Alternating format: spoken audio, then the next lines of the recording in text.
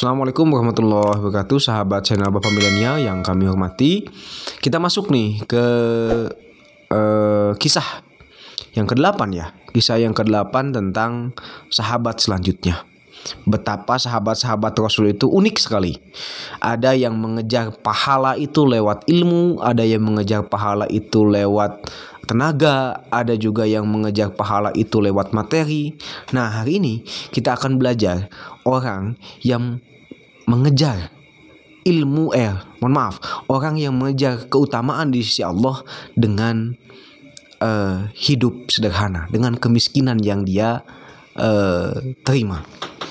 Dialah sang pelopor hidup sederhana, Abu Dzar Al-Ghifari. Al-Kisah, satu waktu beliau tinggal di satu tempat yang terpencil di padang pasir.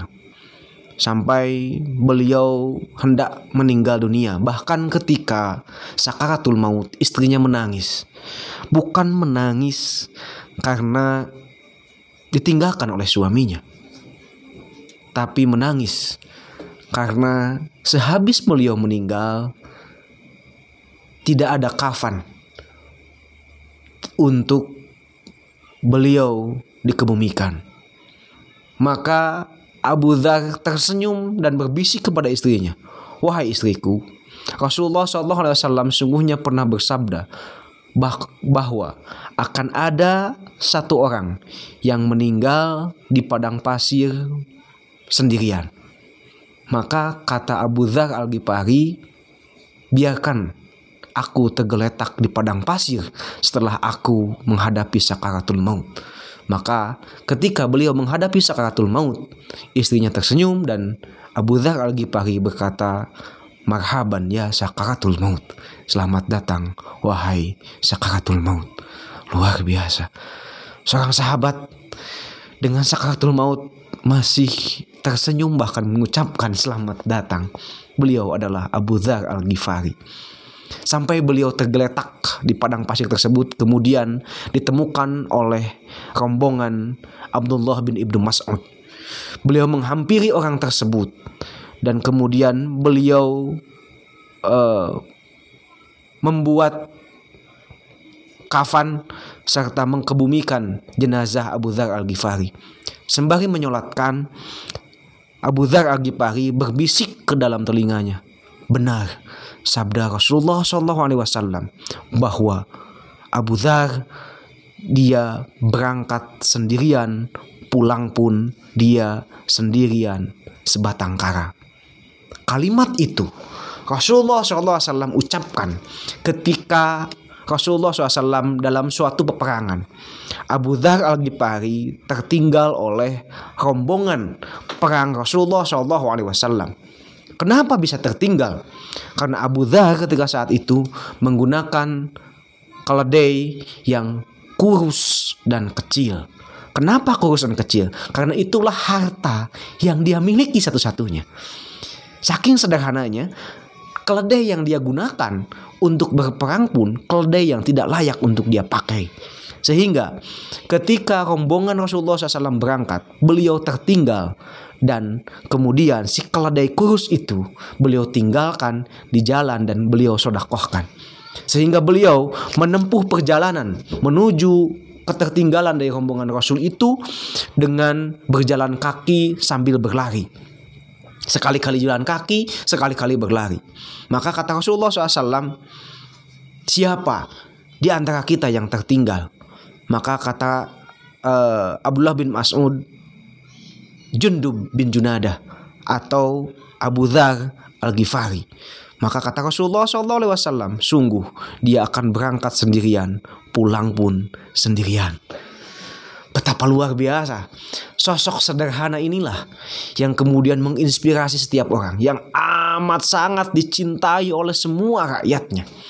Tapi kemudian beliau memilih hidup sendiri karena pemahaman beliau tidak masuk kepada pemahaman masyarakat ketika saat itu.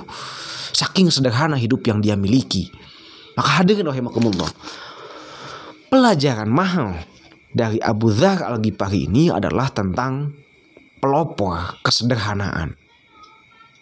Betapa beliau sebelum masuk Islam namanya adalah Jundub bin Junadah, seorang ahli tukang jagal, seorang ahli orang-orang yang hari ini mohon maaf disebut sebagai pemalak atau mohon maaf yakni begal, di mana salah satu tempat yang dilalui dalam perdagangan Rasul menuju Syam adalah tempat yakni Bani Ghifar atau tempat Abu Dzar Al-Ghifari atau tempat Jundub bin Junadah.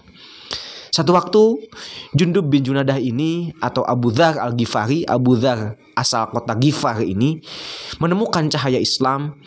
Kemudian beliau menemui Rasulullah SAW, kemudian menyatakan kalimat syahadat, dan satu-satunya orang sebelum Umar bin Khattab masuk Islam ketika saat itu, dialah yang berani sholat di depan Ka'bah, yang pada saat itu semua orang memukuli beliau, bahkan mengancam beliau untuk tidak bisa pergi.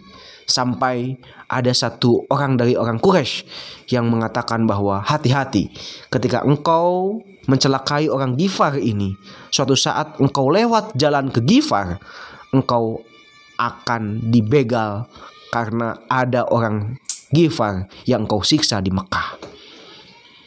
Setelah itu Abu Dzar Al-Ghifari dilepaskan oleh orang Quraisy, tapi tidak menyerutkan beliau, dan beliau ketika sadar dan bertanya di mana Rasulullah SAW, bukan bertanya tentang keselamatannya.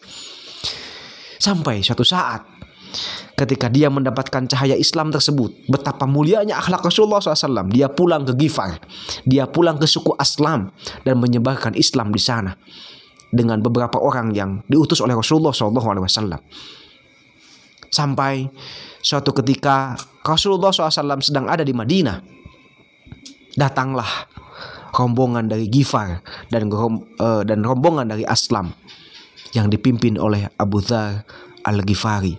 Orang tertarik masuk Islam di Ghifar, orang tertarik masuk Islam di Aslam akibat kesederhanaan yang beliau hadirkan, yang beliau tampakkan sebagai Islam, yang beliau tampakkan sebagai seorang sahabat Rasulullah SAW.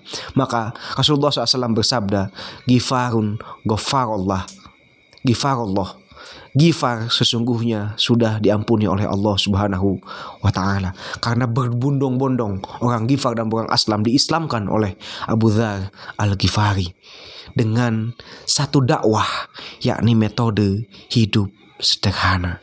Hadirin rahimakumullah, lewat Abu Dzar ini semoga menjadi pelipur lara bagi sebagian orang yang tidak dititipi oleh Allah Subhanahu wa Ta'ala keutamaan ilmu, yang tidak dititipi oleh Allah Subhanahu wa Ta'ala keutamaan harta, keutamaan jabatan.